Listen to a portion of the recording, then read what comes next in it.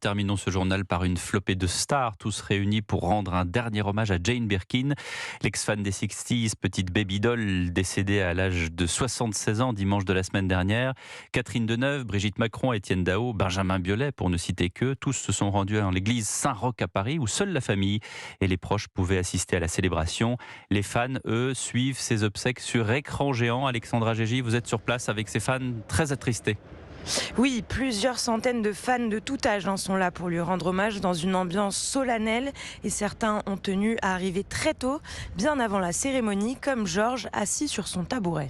Je suis arrivé à 7h30 parce que je voulais avoir une bonne place face à l'écran. C'était une personne fort sympathique et qui avait du charme, du talent et voilà.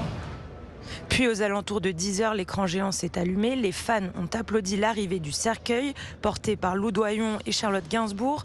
Beaucoup ont alors versé quelques larmes, comme Sandrine, mouchoir à la main. C'était important pour elle d'être là. J'aimais bien Jane Birkin. Elle chantait bien, ses concerts, elle a fait du cinéma. Elle était simple. Puis Charlotte Gainsbourg et Lou Doyon ont livré 2 hommages émouvants dans lesquels elles racontent des anecdotes sur leur mère. Un moment bouleversant pour Diane. Ah ben j'ai pleuré. Voilà, tout simplement.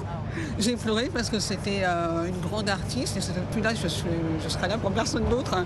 C'est la première fois que je vais aux obsèques d'un artiste. Mais voilà, c'était vraiment pour elle parce que ça me semblait, pour moi c'était important pour moi d'être là pour elle.